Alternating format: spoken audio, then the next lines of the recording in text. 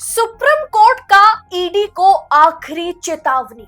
मोदी के तोते की मनमानी अब से बंद। ईडी पर सुप्रीम कोर्ट भरोसा नहीं करता है। ईडी के लाए गए मामलों पर सुप्रीम कोर्ट को अब भरोसा नहीं रहा, क्योंकि ईडी के कामकाज आज सवालों के घेरे में है। इसीलिए सुप्रीम कोर्ट ईडी के आरोपियों को जमानत देने पर मजबूर हो जाता है, क्योंकि ईडी के केसेस में दम नहीं होते हैं। ये बात मैं नहीं कर रही हूं, ये टिप्पणी सुप्रीम कोर्ट के वरिष्ठ जज ने की है। उन्होंने यह कहते हुए ईडी को फिर से आड़े हाथों लिया है। पूरा मामला बताऊंगी आगे आपको, तो आखिर तक वीडियो में बने रहिएगा। नमस्कार, मैं हूं आपके साथ अदिति और आप 4 PM न्यूज नेटवर्क देख रहे हैं। सुप्रीम कोर्ट के जज जस्टिस उज्जवल भुइयां, जी हां, उन्होंने फिर एक बार ईडी को लेकर के जो खुलासा उन्होंने किया है, उसके बाद फिर से ईडी सवालों के घेरे में है। सुप्रीम कोर्ट के वरिष्ठ जज जस्टिस भुइयां ने कहा है कि एक तरीके से ये जो PMLA एक्ट है, PML एक्ट माने prevention of money laundering act, money laundering से निपटने के लिए बहुत ही महत्वपूर्ण एक हथियार है। लेकिन इसके दोष सिद्धि स्ट्राइक रेट इतनी कम है कि सुप्रीम कोर्ट अब ईडी की जांच या कार्रवाई पर भरोसा नहीं कर पा रहा।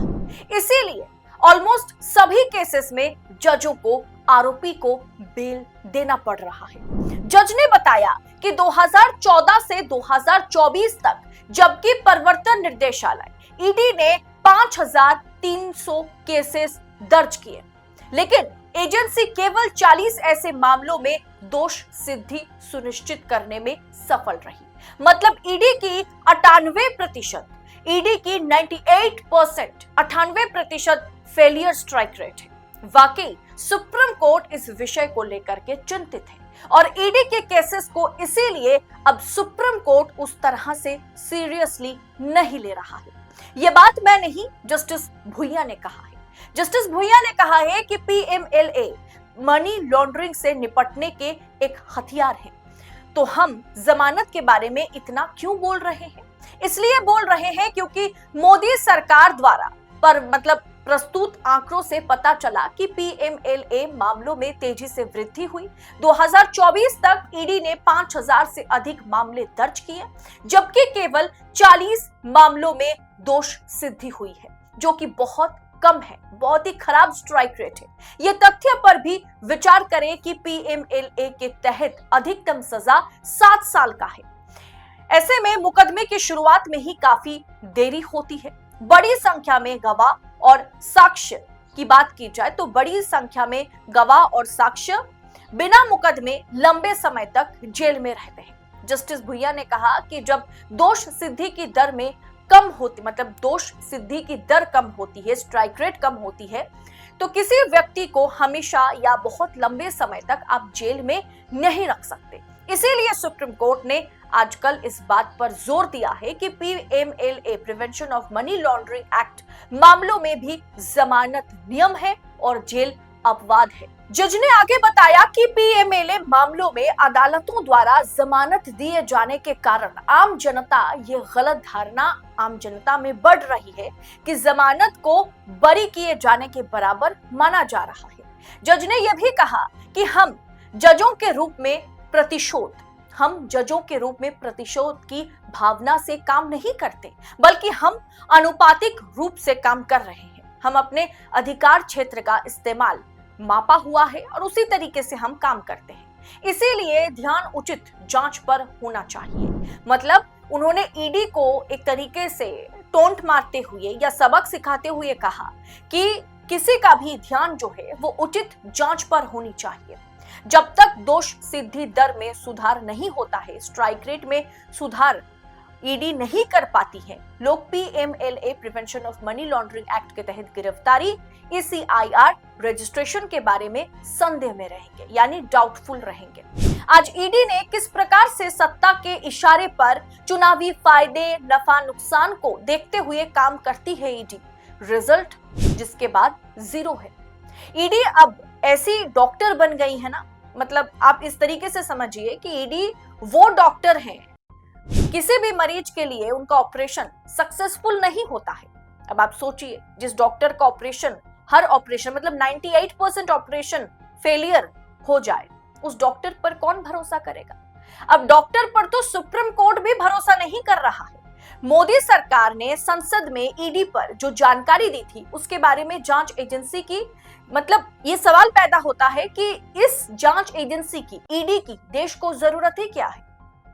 क्या सरकार ने सदन में दलील दी थी, क्या आंकड़े रखे थे कि पिछले 10 सालों की बात की जाए तो पिछले 10 सालों में कितने नेताओं पर दर्ज केस हुए।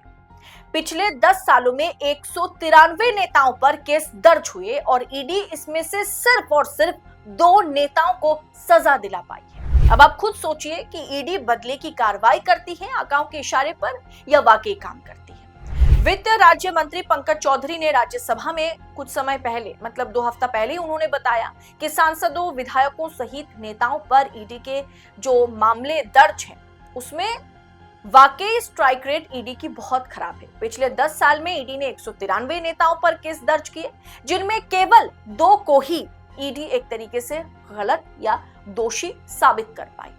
कथित शराब घोटाले में ईडी ने दिल्ली के मुख्यमंत्री अरविंद केजरीवाल, उप मुख्यमंत्री मनीष सिसोदिया को गिरफ्तार किया था। झारखंड के मुख्यमंत्री हेमंत सोरेन को गिरफ्तार किया था, जेल में डाला था, पर इन सबके खिलाफ ईडी कोर्ट में एक सबूत पेश नहीं कर पाई। इन नेताओं को जेल में रहना पड़ा और एक एक कर सब जमानत सबको दे दी गई, क्योंकि जैसे सुप्रीम कोर्ट ने कहा कि हम जमानत देने पर मजबूर है। हम खुद ही ईडी के केसेस को सीरियसली नहीं लेते, क्योंकि ईडी की स्ट्राइक रेट बहुत ही खराब है। अभी कुछ दिन पहले भी पश्चिम बंगाल के पूर्व मुख्यमंत्री पार्थ चैटर्जी के केस में जब सुनवाई हुई तो ये सुनवाई ही 1-1.5 साल बाद हुई। 2 साल से पार्थ चैटर्जी जो है वो जेल में रह रहे हैं, क्योंकि वो विपक्ष के नेता हैं। अब दोस्तों, इस कार्यक्रम में उज्जवल भुइयां के साथ एक जज और मौजूद थे। उन्होंने ईडी की गिरफ्तारी के दौरान या उससे पहले पूछताछ को लेकर के भी सवाल उठाए। उन्होंने कहा कि ईडी के अधिकारियों के आचरण की निंदा होनी चाहिए, जिस तरीके से ईडी कार्रवाई करती है और पूछताछ करती है। जज ने कहा कि हमारे सामने जो मामला आया था उसका ही संदर्भ में मैं ये बात रखता हूं कि पीएमएलए मामले में आरोपी व्यक्ति था जिसे सुबह 10:30 बजे से ईडी कार्यालय बुलाया गया, लेकिन उससे रात में पूछताछ की गई, मतलब देर रात तक पूछताछ की गई। सुबह 3 बजे तक ये पूछताछ चली और सुबह 5:30 बजे उन्हें गिरफ्तार कर लिया गया। हमने गिरफ्तारी के खिलाफ याचिका खारिज तो कर दी, लेकिन ईडी अधिकारियों के इस आचरण की हमने निंदा करी। केंद्रीय जांच एजेंसी ने अब दिशा निर्देश जारी किए, जिसमें अधिकारियों को केवल और केवल जो कार्यकाल का समय होता है, यानी उनका जो ड्यूटी आवर्स होते हैं उसमें ही उन्हें सवाल जवाब करना है, उन्हें आरोपियों से पूछताछ करने हैं, और ये आदेश एक तरीके से दे दिया गया है। अब दोस्तों, ईडी के ऑफिसर्स ड्यूटी आवर्स के बाहर जाकर के पूछताछ करती है। सवाल है कि क्यों करती है? इतनी भी बढ़िया, पारदर्शी, कर्मठ जांच एजेंसी तो ईडी है नहीं स्ट्राइक रेट के मुताबिक। फिर राजनीतिक इशारों पर चलने के चलते आज ईडी की इस तरह से फजीहत हो रही है, लेकिन उसके बाद भी ईडी ऑफिसर्स को ना तो शर्म है और ना ही सरकार को। फिलहाल इस पूरे विषय को आप किस अंदाज में देख रहे हैं, जिस तरीके से ईडी की फिर एक बार सुप्रीम कोर्ट के जज ने पोल पट्टी खोल दी है और जज ने खुद बताया कि ईडी के केसेस को हम अब सीरियसली नहीं लेते हैं, और ईडी के केसेस में इसीलिए हमें सबसे पहले आरोपी को जमानत देना पड़ता है, क्योंकि उनके केसेस में दम नहीं होते। हमें भी पता ही आरोपी 2-2.5 साल तक जेल में सड़ता रहेगा, सजा जो है वो 7 साल के लिए है। अब ईडी उस समय तक कोई भी पुख्ता सबूत इकट्ठा कर पाती नहीं है, इसीलिए हम बड़े आसानी से बेल दे देते हैं, क्योंकि हमारे पास कोई दूसरा चारा नहीं है। ईडी केस को सजा नहीं पाती। आपको क्या लगता है? ये एक बहुत बड़ा खुलासा है। आपकी राय हमारे लिए महत्वपूर्ण है, इसीलिए हर वीडियो के बाद कमेंट बॉक्स में अपनी राय हमारे साथ साझा जरूर कीजिएगा, और ऐसी तमाम खबरों को लगातार पाने के लिए 4PM न्यूज नेटवर्क के साथ बने रहें। फिलहाल मुझे दीजिए इजाजत। आप सभी का बहुत बहुत शुक्रिया। जय हिंद, जय भारत।